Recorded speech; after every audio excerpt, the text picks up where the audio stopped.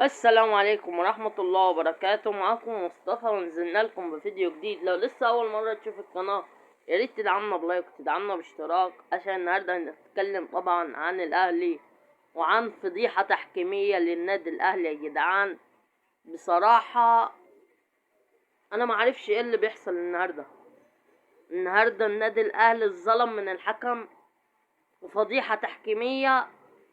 بصراحة يعني بصراحة مفروض في كل ماتش النادي الاهلي هيلعبه الفترة الجاية او في الايام الجاية اللي هيلعبها النادي الاهلي يكون حكم اجنبي. دي فضيحة تحكيمية يا جدعان، ودي المفروض يعني الخطيب مفروض ما يسكتش على الفضيحة التحكيمية دي. النادي الاهلي النهاردة اتظلم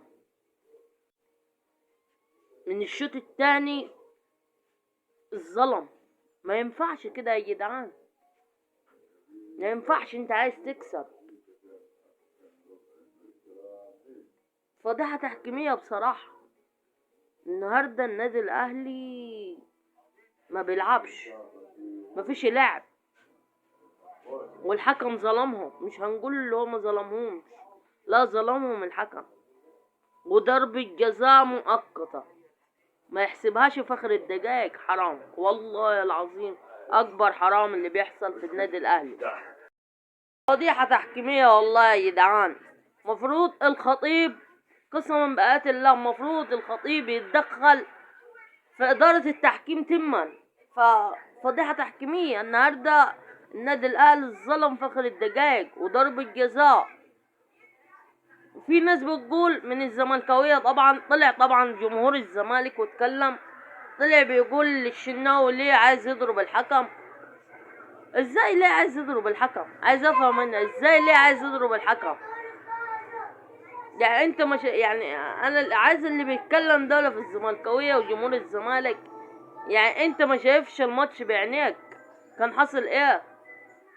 ما شايفش انت من اول دقيقة في الشوط الثاني الحكم ظلم النادي الاهلي وجاي عليه حتى في الشوط، يعني في اخر الدقايق من عطى 6 دقايق وجات ضربة الجزاء دي لمسة اليد وراحت ما حسبهاش.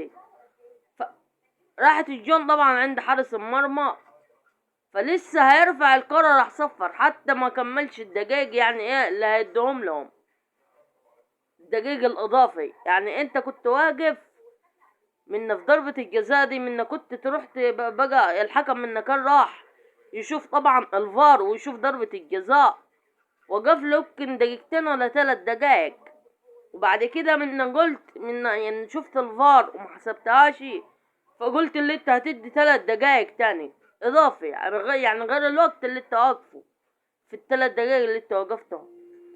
فبصراحة يعني الحكم النهاردة جه على النادي الاهلي. فاذا كنت اهلاوي ولا زملكاوي يا عزيزي المشاهد، يا ريت تدعمنا بلايك وتدعمنا باشتراك وتشير الفيديو ده على قد ما تقدر. اذا كنت طبعا اهلاوي، لا اذا كنت طبعا زملكاوي، فاحنا كلنا واحد.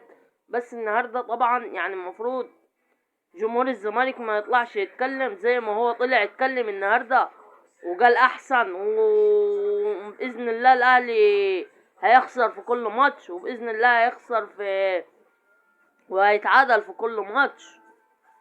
فليه؟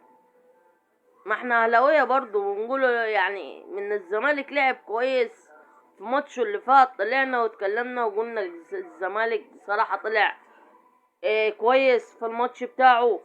انت ليه تطلع يعني من جمهور الزمالك تطلع وتتكلم عن النادي الاهلي كده؟ فبصراحة النهاردة جمهور النادي الزمالك يعني قاعد يشتم على جمهور النادي الاهلي وغلط، وده ما ينفعش. ونزلين برضو بيتكلموا على الشناوي ليه عايز يضرب الحكم، وليه ما عرفش حسين الشحات برضو عايز يضرب الحكم. يعني انتوا سبت الماتش كله وسبت الحكم في الظلم اللي هو ظلمه الاهلي، وبتتكلموا في الشناوي حسين الشحات. والله انا ما اعرف جمهور الزمالك ده ايه.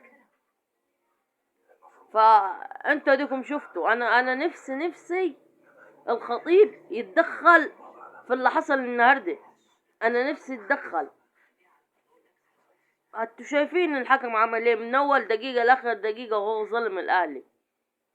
وضربة جزاء، مش هقول اللي هي ضربة جزاء محققة، لا، ضربة جزاء قدام وفي عين كل زملكاوي بيتفرج، وكل برضه زملكاوي طلع واتكلم وقال دي مش ضربة جزاء. لا ده يا اخو يا غالي، لا دي ضربة جزاء، دي ضربة جزاء وباينة، باينة اللعمة يشوفها.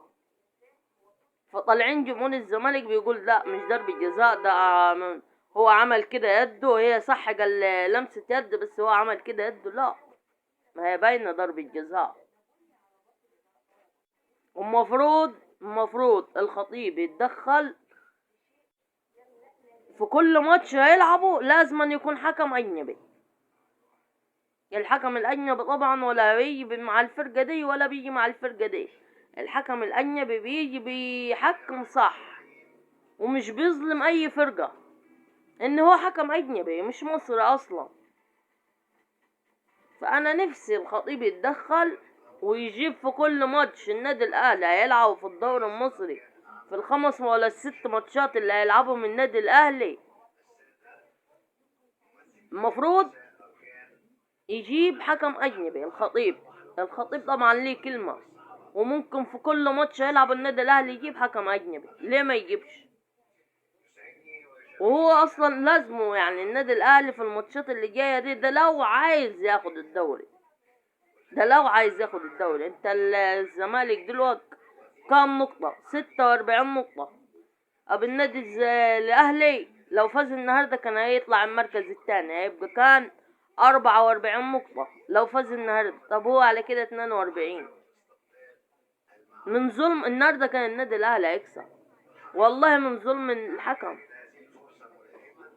فانا والله انا نفسي الخطيب يتدخل وفي كل ماتش هيلعبوا النادي الاهلي يجيب حكم اجنبي.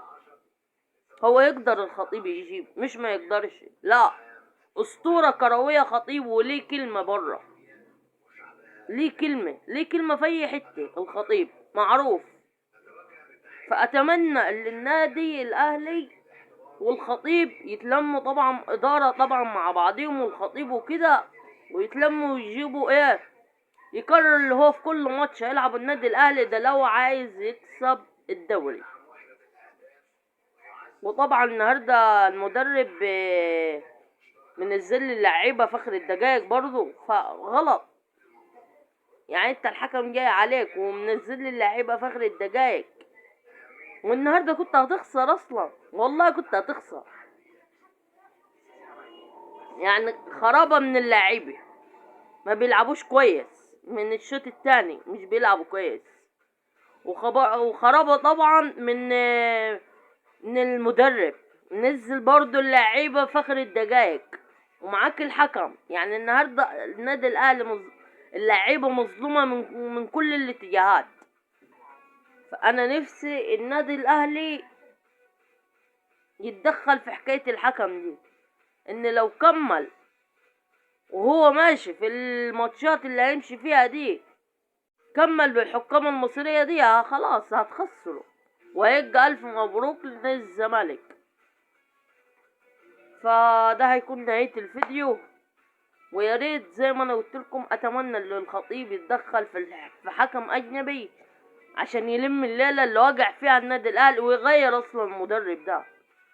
الخطيب ليه كلمه، لو بكره عايز يغير المدرب ده هيغيره. فده هيكون نهايه الفيديو. ويا ريت كل واحد زملكاوي، يعني انا بتكلم والله من حرقتي، فانا اتمنى للنادي الاهلي والخطيب يتدخل في حوار الحكم دي، عشان النهارده فجر تحكيم ما حصلش في اي ماتش. النهارده بصراحه النادي الاهلي اتظلم والحكم جه عليه. وده يكون نهايه الفيديو، يا ريت تنتظرنا في فيديو جديد. سلام.